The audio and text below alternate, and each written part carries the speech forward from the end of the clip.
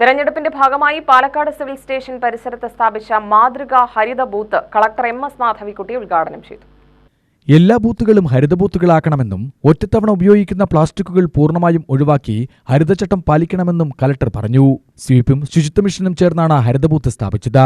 തെരഞ്ഞെടുപ്പ് deputy collector S Sajith, തദ്ദേശ സ്വയംഭരണ ജോയിന്റ് ഡയറക്ടർ K ഗോപിനാഥൻ, ശുചിത്വ മിഷൻ ജില്ലാ കോർഡിനേറ്റർ G വരുൺ എന്നിവർ പങ്കെടുത്തു. എല്ലാ വിധത്തിലും ബൂത്തുകൾ അറേഞ്ച് ചെയ്യുമ്പോൾ ഹരിത ബൂത്തായിട്ട് അറേഞ്ച് ചെയ്യാനാണ് നമ്മുടെ ഹൈക്കോടതി ഉത്തരവും അതുപോലെ തന്നെ നമ്മുടെ ഇലക്ഷൻ കമ്മീഷൻ്റെ ഉത്തരവും വന്നിട്ടുണ്ട്.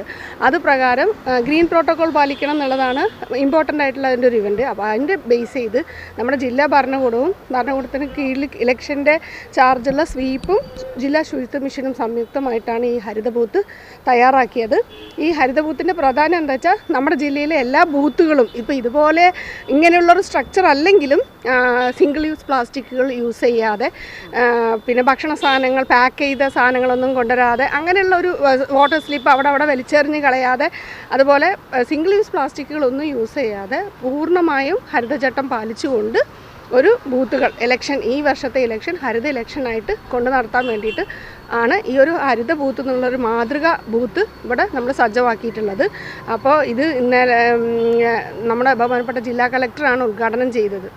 പ്രധാനമായും ഈ ബൂത്ത് ഇവിടെ സജ്ജീകരിക്കുന്നത് എന്താ വെച്ചാൽ നമ്മുടെ ഈ ഹരിത ഇലക്ഷനാക്കി മാറ്റുന്നതിനോടനുബന്ധിച്ച് എല്ലാ ബൂത്തുകളിലും കുടിവെള്ളം ഇതുപോലെ മൺകാനുകളിൽ, മൺകൂജകളിൽ, അതുപോലെ ഡിസ്പെൻസറുകളിൽ ഉപയോഗിക്കുക, സ്റ്റീൽ ഗ്ലാസുകൾ ഉപയോഗിക്കുക, പ്ലേറ്റുകൾ ഉപയോഗിക്കുക, സ്റ്റീൽ പ്ലേറ്റുകൾ ഉപയോഗിക്കുക, ഡിസ്പോസിബിൾ ആയിട്ടുള്ള സിംഗിൾ യൂസ് പ്ലാസ്റ്റിക്കുകളൊന്നും ഉപയോഗിക്കാതിരിക്കുക എന്നുള്ളതാണ് പ്രധാന എയിം.